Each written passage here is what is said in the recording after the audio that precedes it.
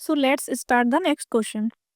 Question में हमें दिया हुआ है an army contingent of 616 members is to march behind an army band of 32 members in a parade. The two groups are to march in the same number of columns. Find the maximum number of columns in which they can march.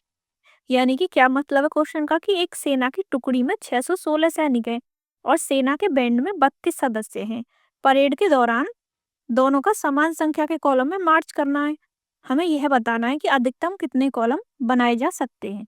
ठीक है, समझ में आया question क्या कह रहा है। अब इसका सॉल्यूशन देखिए।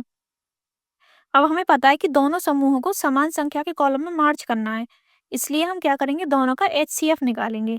क्या निकालेंगे? हाईएस्ट कॉमन फैक्टर, यानी 616 और 32 का HCF निकालेंगे। वो किस तरीके से निकालेंगे? प्राइम फैक्टराइजेशन मेथड से।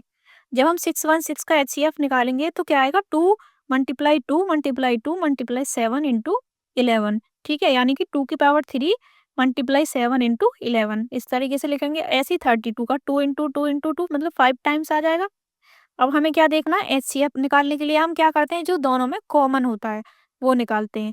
तो यानी कि दोनों में कॉमन क्या होगा? 2 की पावर 3, यानी 2 की पावर 3 दोनों में कॉमन है, तो क्या आ जाएगा हमारा? 8 आ जाएगा answer. 2 multiply 2 multiply 2 is equal to 8। ठीक है, तो अधिकतम कॉलमों की संख्या क्या होगी? 8 होगी। तो इस प्रकार सेना की टुकड़ी और सेना के बैंड दोनों 8 कॉलमों में मार्च कर सकते हैं। ठीक है, तो समझ में आया होगा आपको।